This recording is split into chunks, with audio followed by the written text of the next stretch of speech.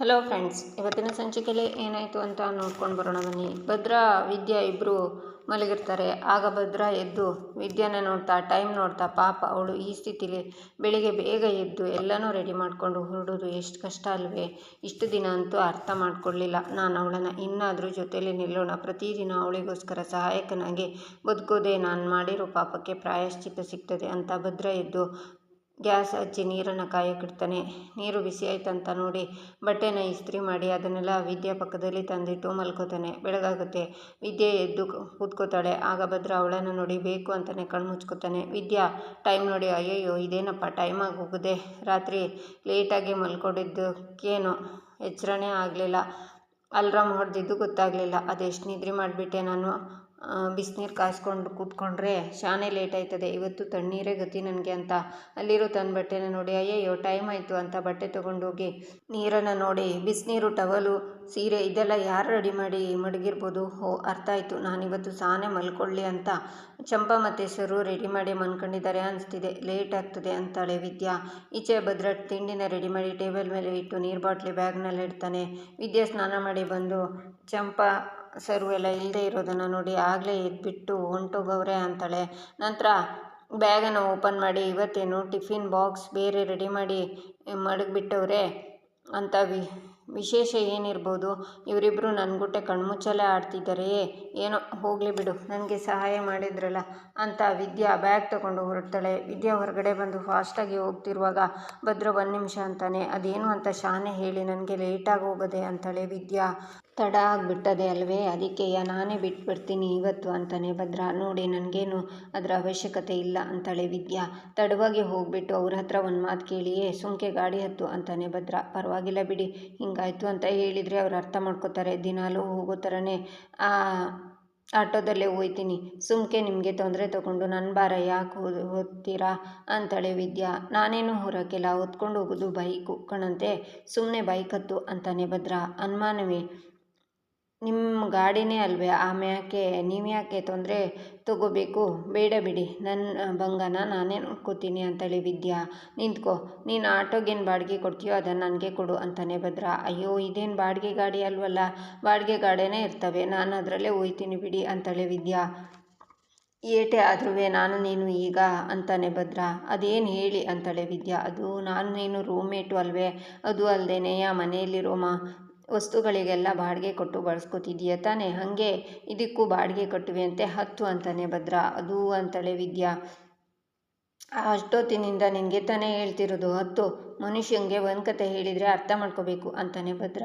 ಇವತ್ತು ಯಾಕೆ ವಿಚಿತ್ರವಾಗಿ ಆಡ್ತಾವ್ರಲ್ಲ, ಹೋಗ್ಬಿಡೋಣ ಅಂತ ವಿದ್ಯೆ ಯೋಚನೆ ಮಾಡ್ತಾಳೆ. ನಿನಗೆ ಹೇಳ್ತಿರೋದು, ಹತ್ತು ಅಂದೆ ಅಂತಾನೆ ಭದ್ರ. ಗಾಡೀಲಿ ಕೂತ್ಕೋತಾನೆ. ವಿದ್ಯಾ ಗಾಡಿ ಹತ್ತುವಾಗ ಅಮ್ಮ ಅಂತ ಭದ್ರನ ಹಿಡ್ಕೋತಾಳೆ. ಹುಷಾರಾಗಿ ಹತ್ತೋಕ್ಕೆ ಗೊತ್ತಾಗಕ್ಕಿಲ್ವೇ, ಬಿಗುವಾಗಿ ಹಿಡ್ಕೊಂಡು ಕೂತ್ಕೋ, ಅದು ಅಲ್ಲದೆ ರೋಡಲ್ಲಿ ಹಂಪ್ಗಳೆಲ್ಲ ಇರ್ತವೆ, ಯಾಕಂದರೆ ಒಂದ್ಕಿತ ಬಿದ್ದಿದ್ದು ಜಪ್ತಿ ಇದೆ ತಾನೆ, ಆಗ ಅಂದರೆ ನೀನು ಒಬ್ಬಳೇ ಇದ್ದೆ, ಈಗ ಬಿಗುಮಾನದಲ್ಲಿ ಸಾಹಸ ಗಿಹಸ ಮಾಡೋಕ್ಕೆ ಹೋಗಬೇಡ, ಬಿಂಕನೆಲ್ಲ ಬಿಟ್ಟು ಗಟ್ಟಿಯಾಗಿ ಹಿಡ್ಕೊಂಡು ಕೂತ್ಕೋ ಅಂತಾನೆ ಭದ್ರ. ಆಯ್ತು ಬಿಡಿ, ಬಸ್ಸಲ್ಲಿ ಕಾರಲ್ಲೆಲ್ಲ ಸಪೋರ್ಟ್ಗಿರ್ತದಲ್ಲ ಅದು ಅಂದ್ಕೊಂಡು ಹಿಡ್ಕೊಂಡು ಕೂತ್ಕೋತೀನಿ ಅಂತಾಳೆ ವಿದ್ಯಾ. ಸರಿ ಕೂತ್ಕೋ ಅಂತಾನೆ ಭದ್ರ. ಆಗ ವಿದ್ಯಾ ಭದ್ರನ ಭುಜದ ಮೇಲೆ ಕೈ ಹಾಕ್ತಾಳೆ. ಭದ್ರ ಖುಷಿ ಆಗ್ತಾನೆ. ನಂತರ ರೋಡಲ್ಲಿ ಬರುವಾಗ ನಿಲ್ಲಿಸಿ ಅಂತ ಹೇಳ್ಕೊಂಡು, ನಾನು ಇಲ್ಲಿಂದನೇ ಹೋಯ್ತೀನಿ ಅಂತಾಳೆ ವಿದ್ಯಾ. ಅಲ್ಲ, ಹೋಟೆಲ್ ಇರೋದು ಅಲ್ಲಿ ಅಲ್ವಾ, ಹೋಟೆಲ್ ತನಕ ಬಿಟ್ಟಿದ್ದಿದ್ರೆ ನಾನು ಸೌದೋಗ್ತಿದ್ನ, ಇಲ್ಲ ನನ್ನ ಗಾಡಿ ಸೌದೋಗ್ತಿತ್ತಾ ಅಂತಾನೆ ಭದ್ರ. ನೀವು ಸವಯಕ್ಕಿಲ್ಲ, ನಿಮ್ಮ ಗಾಡಿನೂ ಸವಯಕ್ಕಿಲ್ಲ, ಆದರೆ ನಿಮ್ಮ ಬೆಲೆ ಕಮ್ಮಿ ಆಯ್ತದೆ ಅಂತಾಳೆ ವಿದ್ಯಾ. ಏನು ಹೇಳ್ತಿದ್ದಿ ಅಂತಾನೆ ಭದ್ರ.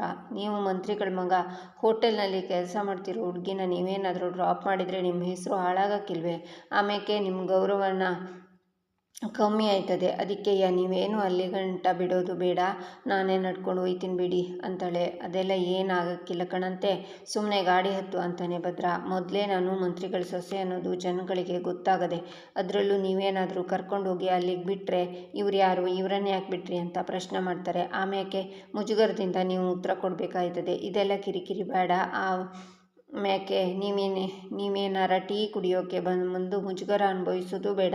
ನಾನು ಇಲ್ಲಿಂದ ನಡ್ಕೊಂಡೇ ಹೋಗ್ತೀನಿ ಬಿಡಿ ಅಂತ ಮುಂದೆ ಹೋಗಿ ವಾಪಸ್ ಬಂದು, ಕ್ಷಮಿಸಿ, ಬಾಡಿಗೆ ಕೊಡೋದನ್ನು ಮರ್ತೋಗ್ಬಿಟ್ಟಿದ್ದೆ ಅಂತ ದುಡ್ಡನ್ನು ಕೊಡ್ತಾಳೆ. ಚೇಂಜ್ ಕೊಡ್ತೀನಿ ಅಂತಾನೆ ಭದ್ರ. ಚೇಂಜ್ ಏನೂ ಕೊಡೋದು ಬೇಡ, ಅದನ್ನು ನೀವೇ ಮಾಡ್ಕೊಳ್ಳಿ ಅಂತಾಳೆ ವಿದ್ಯಾ. ಯಾಕೋ ಕಾಣೆ ಅಂತಾನೆ ಭದ್ರ. ಅದೇ ನನಗೆ ಸೀರೆ ಐರನ್ ಮಾಡಿಕೊಟ್ಟು ಬಿಸಿನೀರು ಕಾಯಿಸಿ ಆಮೇಲೆ ಬಾಕ್ಸ್ ಎಲ್ಲ ರೆಡಿ ಮಾಡಿ ಕೊಟ್ರಿ ಅಲ್ವೇ, ಅದಕ್ಕೆ ಚೇಂಜು ಅಂತ ಇಟ್ಕೊಳ್ಳಿ. ಅದಕ್ಕೆ ಇವತ್ತು ನನಗೋಸ್ಕರ ಮಾಡಿರೋ ಕೆಲಸಕ್ಕೆ ಚಾರ್ಜ್ ಅಂತ ಅಂದ್ಕೊಳ್ಳಿ ಅಂತ ವಿದ್ಯಾ ಹೋಗ್ತಾಳೆ. ಎಲ್ಲ ಕುಳ್ಮುಂಡೆ, ನಿನ್ನ ಜಂಬ ನೋಡ್ದಾ, ನಾನು ರಾತ್ರಿ ಎಲ್ಲ ಸೇವೆ ಮಾಡಿದೆ ಅಂತ ಚಾರ್ಜ್ ಕೊಡ್ಬೋದಾಗಿತ್ತು, ಆದರೆ ಕೊಡೋಕ್ಕಿಲ್ಲ. ಮಳೆ ಬಂದಾಗ ತಲೆ ಒರೆಸಿ ಸಾಂಬ್ರಾಣಿ ಹೊಗೆ ಕೊಟ್ಟು ಕಷಾಯ ಮಾಡಿಕೊಟ್ಟಿದ್ದು ಹೆಂಡ್ರಾಗಿ ಅಂದ್ಮ್ಯಾಕೆ ನಾನು ಗಂಡನಾಗಿ ಪಿರೂತಿ ಕೊಡಬೇಕೇ ಹೊರತು ಬಾಡಿಗೆ ಕೊಡಬಾರ್ದು, ಕೊಡೋದು ಇಲ್ಲ ಅಂತಾನೆ ಭದ್ರ. ಈಚೆ ಶಿವರಾಮೇಗೌಡರು ಮನೆಯಿಂದ ಹೊರಗಡೆ ಕೂತಿರ್ತಾರೆ. ಆಗ ಅಜ್ಜಿ ಬಂದು, ಶಿವರಾಮ, ಗುಡಿಗೆ ಹೋಗಿ ಪೂಜೆ ಮಾಡಿಸ್ಕೊಂಡು ಬಂದೆ, ತಕ್ಕ ಕುಂಕುಮ ಹಚ್ಕೊ ಅಂತ ಕೊಡ್ತಾರೆ. ಯಾಕವ್ವ, ಏನಾರು ಮಾತಾಡೋದಿತ್ತೆ ಅಂತಾರೆ ಶಿವರಾಮೇಗೌಡರು. ಹ್ಞೂ ಕಣಪ್ಪ ಅಂತ ಕೂತ್ಕೋತಾರೆ ಅಜ್ಜಿ. ಶಿವರಾಮ, ನಮ್ಮ ಕಣ್ಮಣಿ ಮದುವೆ ವಿಷಯದಲ್ಲಿ ಆಯ್ತಿದ್ದಿದ್ದು ಮೋಸನ ಬಯಲು ಮಾಡಿ ಅವಳ ಬದುಕನ್ನು ಸರಿ ಮಾಡಿದ್ದು ಅಲ್ಲದೆ ನಿನ್ನ ಪ್ರಾಣ, ಈ ಹಟ್ಟಿಯವ್ರ ಪ್ರಾಣ ಉಳಿಸೋಕೆ ಹೋರಾಟ ಮಾಡಿ ಈ ಮನೆಗೆ ಒಳ್ಳೆಯದನ್ನೇ ಮಾಡಿದ ವಿದ್ಯೆನ ಬಗ್ಗೆ ಇನ್ನು ದ್ವೇಷ ಮಾಡಿದರೆ ಆ ದೇವರು ಮೆಚ್ತಾನೇನಪ್ಪ. ಈ ಕುಟುಂಬ ಅಂತ ಬಂದರೆ ಏನು ಬೇಕಿದ್ರೂ ಮಾಡ್ತಾಳೆ ಅವಳು. ಅಂತಹ ಗುಣ ಅವಳದ್ದು. ಇಟೆಲ್ಲ ಆದ್ಮೇಕು ಅವಳು ಒಂದು ತಪ್ಪನ್ನು ಕ್ಷಮಿಸೋಕ್ಕಿಲ್ಲ ಅಂದರೆ ಹೆಂಗ್ಲ ಮಗ ಅಂತಾರೆ ಅಜ್ಜಿ. ಅವ್ವ, ಅವಳು ಈ ಮನೆಯವ್ರ ಮಾನ ಪ್ರಾಣಕ್ಕೆ ಕುತ್ತು ಬಂದಾಗ ಮುಂದೆ ನಿಂತ್ಕೊಂಡು ಕಾಪಾಡಿದಾಳೆ. ಅವಳು ಯಾವತ್ತು ಕಾಪಾಡೋಕ್ಕೆ ಅವಳು ನಿಂತ್ಕೊಂಡ್ಲೋ ಆವತ್ತೇ ಅವಳ ತಪ್ಪಿಗೆ ಕ್ಷಮೆ ಸಿಕ್ಕಾಯ್ತವ್ವ. ಇನ್ನು ಕ್ಷಮಿಸೋಕೆ ಏನಿದ್ದದ್ದು ಅಂತಾರೆ ಶಿವರಾಮೇಗೌಡರು. ಮತ್ತು ಇನ್ನೂ ಯಾಕೆ ಅವಳ ವಿಷಯದಲ್ಲಿ ಮೌನಾಗೇ ಇದೆಯಾ ಮಗ? ಭದ್ರನ ಕೂಟೆ ಮಾತಾಡಿ ಅವಳ ಜೊತೆಗೆ ಬಾಳೋದಕ್ಕೆ ಹೇಳು. ನೀನು ಹೇಳಿದರೆ ಭದ್ರ ನಿನ್ನ ಮಾತು ತೆಗೆದಾಕಕ್ಕಿಲ್ಲ, ವಿದ್ಯೆನೂ ಇಲ್ಲ ಅನ್ನೋಕ್ಕಿಲ್ಲ ಅಂತಾರೆ ಅಜ್ಜಿ. ಅವ್ವ, ಇಲ್ಲಿ ನನ್ನ ಮಾತಿಂದ ಅವರಿಬ್ಬರ ಜೀವನ ಸರಿ ಹೋಗಬೇಕು ಅನ್ನೋದು ಎಷ್ಟು ಸರಿಯವ್ವ. ನೋಡವ್ವ, ಅವಳ ಸಂಸಾರ ಸರಿಯಾಗಬೇಕು ಅಂದರೆ ಅವರಿಬ್ಬರ ಮನಸ್ಸು ಒಂದಾಗಬೇಕು ಅಲ್ವೇ? ನಮ್ಮ ಮ್ಯಾಗಿರೋ ಗೌರವಕ್ಕೋ ಇಲ್ಲ ನಮ್ಮ ಬಲವಂತಕ್ಕೋ ಅವರು ಜೀವನ ಮಾಡಬಾರ್ದು. ಅವ್ರ ಜೀವನ ಸಂದಾಗಿರಬೇಕು ಅಂದರೆ ಭದ್ರ ಒಪ್ಕೋಬೇಕು, ಅದನ್ನು ಅವಳು ಅಪ್ಕೋಬೇಕು. ಆಗಲೇ ಕಣವ ಜೀವನ ಸಾಕ್ಷಾತ್ಕಾರ ಆಗೋದು. ಅದು ಆಗಬೇಕು ಅಂದರೆ ಭದ್ರನೇ ನಿರ್ಧಾರ ಮಾಡಬೇಕು ಅಂತಾರೆ ಶಿವರಾಮೇಗೌಡರು. ನೀನು ಹೇಳ್ತಿರೋದು ಸರಿಯಾಗದೆ, ಈಗಲೇ ಭದ್ರನ ಕರೆದು ಮಾತಾಡಿಸ್ಬಿಡು, ಅವ್ರ ಮನಸ್ಸಲ್ಲಿ ಏನಿದೆ ಅಂತ ತಿಳ್ಕೊಂಡ್ಬಿಡು ಅಂತಾರೆ ಅಜ್ಜಿ. ಆಗ ಶಿವರಾಮೇಗೌಡರು ಭದ್ರಂಗೆ ಕಾಲ್ ಮಾಡಿ ಹಟ್ಟಿ ಹತ್ರ ಬಾರ್ಲಾ ಅಂತ ಕಾಲ್ ಕಟ್ ಮಾಡ್ತಾರೆ. ಭದ್ರ ಬಂದು, ಹೇಳಿ ಅಪ್ಪಯ್ಯ ಅಂತಾನೆ. ಬಾರ್ಲಾ ಇಲ್ಲಿ ಅಂತ ಭದ್ರನ ಹತ್ರ ಕೂರಿಸ್ಕೊಂಡು, ನೋಡ್ಲ ಮಗ, ನಾನು ಹೇಳೋ ವಿಷಯ ನಿನಗೆ ಇಷ್ಟ ಆದತ್ತೋ ಇಲ್ವೋ ನನಗೆ ಗೊತ್ತಿಲ್ಲ, ಆದರೆ ಮನಸ್ಸಲ್ಲಿರೋದನ್ನು ಹೇಳ್ತೀನಿ. ನೀನು ಯೋಚನೆ ಮಾಡಿ ಸರಿನೋ ತಪ್ಪು ಅಂತ ನೀನೇ ತಿಳ್ಕೊ ಅಂತಾರೆ ಶಿವರಾಮೇಗೌಡರು. ಏನಪ್ಪಯ್ಯ ಹಿಂಗೆ ಹೇಳ್ತಿದ್ದಿ? ನಿನ್ನ ತೀರ್ಮಾನಕ್ಕೆ ನಾನು ಯಾವತ್ತಾದರೂ ಎದುರಾಡಿದ್ದೀನ ಹೇಳು ಅಂತಾನೆ ಭದ್ರ. ನೋಡು ಮಗ, ವಿದ್ಯಾ ನಿನ್ನ ಮನಸ್ಸಿಗೆ ನೋವಾಗುವಂಥ ಕೆಲಸ ಮಾಡಿದ್ಲು ಅಂತ ಅವಳ ಮೇಲೆ ಕೋಪ ಮಾಡಿಕೊಂಡು ಅವಳ ಸಂಬಂಧ ಬೇಡ ಅಂತ ನೀನು ಕೋರ್ಟ್ ಮೆಟ್ಲ ಹತ್ತದೆ. ನೋಡ್ಲಾ, ಅದೊಂದು ವಿಷಯದಲ್ಲಿ ವಿದ್ಯಾ ತಪ್ಪು ಮಾಡವಳೆ. ಅದೊಂದು ಬಿಟ್ಟರೆ ಎಲ್ಲ ವಿಷಯದಲ್ಲೂ ಅವಳು ಈ ಹಟ್ಟಿಗೆ ಒಳ್ಳೆಯದೇ ಮಾಡ್ಕೊಂಡು ಬಂದವಳೆ. ಇದನ್ನೆಲ್ಲ ಮನಸ್ಸಲ್ಲಿಟ್ಟು ಕೂಲಂಕುಷವಾಗಿ ಯೋಚನೆ ಮಾಡಿದಾಗ ಅವಳ ಸಂಬಂಧನ ನಾವು ಕಳ್ಕೊಳ್ಳಬೇಕೇ ಬೇಡವೋ ಅನ್ನೋದಷ್ಟೇ ನಮಗೆ ಕಾಡ್ತದೆ. ಈ ಪ್ರಶ್ನೆಗೆ ಉತ್ತರ ಕೊಡಬೇಕಾದವನು ನೀನು. ಈ ವಿಷಯದಲ್ಲಿ ನಂಬಲ್ವಂತ ಏನಿಲ್ಲ. ನೀನು ನೇರವಾಗಿ ನಿನ್ನ ಮನಸ್ಸಲ್ಲಿ ಏನಿದೆ ಅದನ್ನು ಹೇಳಿಬಿಡು ಅಂತಾರೆ ಶಿವರಾಮೇಗೌಡರು. ಅಪ್ಪಯ್ಯ, ಅವಳು ಯಾವಾಗ ನನ್ನ ಪ್ರಾಣಕ್ಕೆ ಪ್ರಾಣ ಆಗಿರೋ ನಿಮ್ಮ ಪ್ರಾಣನ ಕಾಪಾಡಿದ್ಲು ಆವಾಗಲೇ ಅವಳ ಮೇಲಿದ್ದ ಬೇಸರ, ಕೋಪ ಎಲ್ಲನೂ ಹೊರಟೋಯ್ತು ಅಪ್ಪಯ್ಯ. ಈಗ ಅವಳು ನನ್ನ ಅಪ್ಪನ ಜೀವ ಉಳಿಸಿರೋ ದೇವತೆ ಸ್ಥಾನದಲ್ಲವಳೆ. ಅವಳ ಬಗ್ಗೆ ನನಗೆ ಕೃತಜ್ಞತೆ, ಒಳ್ಳೆ ಭಾವನೆ ಎರಡೂ ಅದೇ ಅಂತಾನೆ ಭದ್ರ. ಅವ್ವ ತಾಯಿ ಉಳ್ಕಿರವ್ವ, ಕೊನೆಗೂ ನನ್ನ ಕೂಗು ಕೇಳಿಸ್ಕೊಂಡು ನನ್ನ ಮೊಮ್ಮಗನ ಮನಸ್ಸನ್ನು ಬದಲಾಯಿಸಿ ಬಿಟ್ಟಿಯಲ್ಲ, ಅಷ್ಟು ಸಾಕು ಕಣವ ಅಂತ ಯೋಚನೆ ಮಾಡ್ತಾರೆ ಅಜ್ಜಿ. ಅವಳು ಕೂಟೆ ಕೂತು ಮಾತಾಡಿ ಇನ್ಮ್ಯಾಕೆ ಒಂದಾಗಿರೋಣ ಅಂತ ಹೇಳಿಬಿಡು ಮಗ ಅಂತಾರೆ ಶಿವರಾಮೇಗೌಡರು. ಯಾಕ್ಲ ಭದ್ರ, ಇನ್ನೂ ಏನು ಯೋಚನೆ ಮಾಡ್ತಿದ್ದಿ ಅಂತಾರೆ ಅಜ್ಜಿ. ನಿನ್ನ ಉದ್ದೇಶ ನನಗೆ ಅರ್ಥ ಆಯ್ತದೆ. ಈಗ ನಾನು ಅವಳ ಮುಂದ್ಗುಟ್ಟೆ ಹೋಗ್ಬಿಟ್ಟು ನಮ್ಮ ಅಪ್ಪನ ಪ್ರಾಣ ಉಳಿಸ್ಬಿಟ್ಟಿದ್ಯಾ, ಅದಕ್ಕೆ ನಾನು ನಿನ್ನನ್ನು ಒಪ್ಕೋತಿದ್ದೀನಿ ಅಂದರೆ ಏನರ್ಥ ಇರ್ತದೆ ನೀನೇ ಹೇಳ.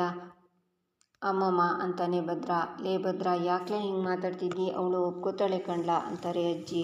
ಅವಳು ಒಪ್ಕೋತಾಳೋ ಇಲ್ವೋ ನನಗೆ ಗೊತ್ತಿಲ್ಲ ಅಮ್ಮಮ್ಮ. ಆದರೆ ನಾನು ಕೊನೆಗಿತ್ತ ಅವಳ ಬಗ್ಗೆ ಆಡಿರೋ ಮಾತುಗಳು ಮಾತ್ರ ಅವಳ ಎದೆಯಲ್ಲಿ ದೊಡ್ಡ ಗಾಯನೇ ಮಾಡಿರ್ತದೆ. ಮೊದಲು ಆ ಗಾಯಕ್ಕೆ ಔಷಧ ಹಚ್ಚಿ ವಾಸಿ ಮಾಡ್ತೀನಿ. ಆಮ್ಯಾಕಿಂದ ಮನ್ಸಾರೆ ಕ್ಷಮೆ ಕೇಳಿ ನನಗೆ ಇನ್ನೊಂದು ಅವಕಾಶ ಕೊಟ್ಟಿಯೇ ನಿನ್ನನ್ನು ಎದೆಗೂಡಲ್ಲಿ ಬಚ್ಚಿಟ್ಕೊಂಡು ಕಾಪಾಡ್ತೀನಿ ಅಂತ ಕೇಳ್ಕೊತೀನಿ. ಅಲ್ಲಿಗಂಟ ನನ್ನ ಯಾರೂ ಈ ವಿಷಯದಲ್ಲಿ ಬಲವಂತ ಮಾಡಬೇಡಿ ಅಂತಾನೆ ಭದ್ರ ಯಾಕ್ಲ ಹಿಂಗೆಲ್ಲ ಮಾತಾಡಿ? ಏಟೇ ಆದರೂ ಅವಳು ನಿನ್ನ ಹೆಂಡ್ರು ಕಣ್ಲಾ. ಅವಳ ಮ್ಯಾಕೆ ಪ್ರೀತಿ ಮಾಡೋದಾಗ್ಲಿ ಕೋಪ ಮಾಡ್ಕೊಳ್ಳೋದಕ್ಕಾಗಲಿ ನಿನಗೆ ಅಧಿಕಾರ ಅದೇ ಕಣ್ಲಾ. ಹೋಗಿ ಅವಳು ತಾವ ಪಿರೂತಿಯಿಂದ ಮಾತಾಡು, ಎಲ್ಲ ಸರಿ ಹೋಯ್ತದೆ ಅಂತಾರೆ ಅಜ್ಜಿ. ಅಮ್ಮಮ್ಮ, ಏಟೇ ಆದ್ರೂನುವೆ ಅವಳು ಒಬ್ಳು ಮನುಷ್ಯಳೆ. ಅದ್ರಗುವೆಯ ಸ್ವಾಭಿಮಾನ ಆತ್ಮಾಭಿಮಾನನೇ ಉಸಿರು ಅಂತ ಬದುಕ್ತಾ ಇರೋಳು ಅವಳು. ಅಂಥವಳು ಸ್ವಾಭಿಮಾನಕ್ಕೆ ಧಕ್ಕೆ ಬರೋ ಥರ ಮಾಡಿರೋನು ನಾನು. ಅದನ್ನು ಮರ್ತ್ಬಿಟ್ಟು ಪ್ರೀತಿ ತೋರಿ ಅವಳ ಮನಸ್ಸನ್ನು ಗೆಲ್ಲಬೇಕು. ಅದಕ್ಕೆ ನನ್ನ ಸ್ವಲ್ಪ ಕಾಲಾವಕಾಶ ಬೇಕು ಅಂತಾನೆ ಭದ್ರ. ನಿನ್ನ ನಿರ್ಧಾರ ಕೇಳಿ ನನಗೆ ಶಾನೆ ಸಂತೋಷ ಆಯ್ತದೆ ಮಗ. ಹೆಂಡ್ರು ಅಂದರೆ ನನ್ನ ಮಾತು ಕೇಳಬೇಕು ಅನ್ನೋ ಅಹಂಕಾರದಲ್ಲಿ ಯೋಚನೆ ಮಾಡಿದೆ. ನಾನು ಮಾಡಿರೋ ತಪ್ಪನ್ನು ಒಪ್ಕೊಂಡು ಅವಳ ಹತ್ರ ಕ್ಷಮೆ ಕೇಳಿ ಅವಳ ಮನಸ್ಸನ್ನು ಗೆಲ್ತೀನಿ ಅಂದ್ಯಲ್ಲ, ನಿನ್ನ ಮಾತನ್ನು ಕೇಳಿ ನನಗೆ ಶಾನೆ ಹೆಮ್ಮೆ ಅನ್ನಿಸ್ತದೆ. ಏನಂತೀಯವ್ವ ಅಂತಾರೆ ಶಿವರಾಮೇಗೌಡರು. ಅಪ್ಪಯ್ಯ, ನನ್ನ ಮನಸ್ಸನ್ನು ಅರ್ಥ ಮಾಡ್ಕೊಂಡಿದ್ದಕ್ಕೆ ಥ್ಯಾಂಕ್ಸ್ ಅಪ್ಪಯ್ಯ ಅಂತ ಭದ್ರ ಅಪ್ಪನ ತೊಡೆ ಮೇಲೆ ಒರಗ್ತಾನೆ. ಅವ್ವ ಉಲ್ಕೇರವ್ವ, ಹೇಗೋ ಭದ್ರನ ಮನಸ್ಸಲ್ಲಿರೋ ಮುನ್ಸನ್ನು ಮರೆಸಿದ್ಯಾ. ಹಾಗೆ ವಿದ್ಯೆನ ಕೋಪನ ತಣ್ಣಗೆ ಮಾಡಿ ಇವರಿಬ್ಬರು ಜೊತೆಯಾಗಿ ಬಾಳೋಂಗೆ ಮಾಡವ ಅಂತ ಕೈ ಮುಗಿತಾರೆ ಅಜ್ಜಿ. ಈಚೆ ಸುಭಾಸ ರೂಮಲ್ಲಿರ್ತಾನೆ. ಚಿತ್ರ ಮತ್ತು ಈಶ್ವರಿ ಬರ್ತಾರೆ. ಸುಭಾಸ, ಯಾಕ್ಲ ಹಿಂಗೆ ಯೋಚನೆ ಕುಂತಿದ್ದೀಯ ನೀನು? ಹಿಂಗೆ ಯೋಚನೆ ಮಾಡೋದನ್ನು ನನ್ನ ಕೈನಲ್ಲಿ ನೋಡೋಕ್ಕಾಗಲ್ಲ ಕಣ್ಲ. ಸುಭಾಸ, ಏನಾದರೂ ಮಾತಾಡ್ಲಾ ಅಂತಾರೆ ಈಶ್ವರಿ. ಇನ್ನೇನಮ್ಮ ಮಾಡೋದು, ನನ್ನ ಬಾಳು ಹಿಂಗಾಗೋಯ್ತು ನೋಡು ಅಂತಾನೆ ಸುಭಾಸ. ಲೇ ಸುಭಾಸ, ಸಮಾಧಾನ ಮಾಡ್ಕೊಳ್ಳ. ಟೈಮ್ ಬಂದಾಗ ಎಲ್ಲ ಸರಿ ಹೋಗುತ್ತೆ. ಆ ಟೈಮ್ ಬರೋವರೆಗೂ ನಾವು ಕಾಯಬೇಕು ಅಷ್ಟೇ ಅಂತಾಳೆ ಚಿತ್ರ. ಸುಭಾಸ, ಯಾಕ್ಲಾ ಮಾತಾಡ್ಲಾ ಅಂತ ಈಶ್ವರಿ ಹೇಳುವಾಗ ನವ್ಯ ಬಂದು ಸುಭಾಸನ್ನೇ ನೋಡ್ತಾ, ಓಹೋ ಎಳೆ ಮಗು ಅಳ್ತಾ ಇದೆಯಾ, ಫೀಡಿಂಗ್ ಬಾಟ್ಲ್ ಕೊಡ್ತೀರಾ ನೋಡಿ ಅಂತಾಳೆ. ಈಚೆ ಹೋಟೆಲ್ನಲ್ಲಿ ಕೆಲಸಕ್ಕೆ ಬರೋದು ಬೇಡ ಅಂತ ವಿದ್ಯಂಗೆ ಹೇಳ್ತಾರೆ. ಆಗ ವಿದ್ಯಾ ಯಾಕೆ ಅಂತ ಕೇಳಿದಾಗ ನಿಮ್ಮ ಮಾವನ್ನ ಹೋಗಿ ಕೇಳಿ ಅಂತ ಮ್ಯಾನೇಜರ್ ಹೇಳ್ತಾರೆ. ವಿದ್ಯಾ ಬಂದು ಶಿವರಾಮೇಗೌಡ್ರ ಹತ್ರ ಪ್ರಶ್ನೆ ಮಾಡಿದಾಗ ನೀನೇನು ಅಲ್ಲಿಗೆ ಕೆಲಸಕ್ಕೆ ಹೋಗೋದು ಬೇಡ ಅಂತಾರೆ. ನನಗೆ ಪಾರ್ಟ್ ಟೈಮ್ ಕೆಲಸ ಯಾರು ಕೊಟ್ಟಾರು ಅಂತ ವಿದ್ಯಾ ಅಂದಾಗ ನಾನೇ ಕೊಡ್ತೀನಿ, ಈ ಲೆಕ್ಕನೆಲ್ಲ ನೋಡ್ಕೊ ಅಂತಾರೆ ಶಿವರಾಮೇಗೌಡರು. ಇಲ್ಲ, ನಿಮ್ಮ ಮಾತನ್ನು ನಾನು ಒಪ್ಪಲ್ಲ, ನನ್ನ ಸ್ವಾಭಿಮಾನ ಅದನ್ನು ಒಪ್ಪೋಕ್ಕಿಲ್ಲ ಅಂತಾಳೆ ವಿದ್ಯಾ. ಆಗ ಶಿವರಾಮೇಗೌಡರು ಕುಸ್ತು ಕೂರ್ತಾರೆ. ಇಲ್ಲಿಗೆ ಈ ಸಂಚಿಕೆ ಮುಕ್ತಾಯವಾಗುತ್ತೆ. ಮುಂದಿನ ಸಂಚಿಕೆಗಾಗಿ ನಮ್ಮ ಚಾನಲನ್ನು ನೋಡಿ, ಸಬ್ಸ್ಕ್ರೈಬ್ ಮಾಡಿ, ಲೈಕ್ ಮಾಡಿ, ಸಪೋರ್ಟ್ ಮಾಡೋದನ್ನು ಮರಿಬೇಡಿ.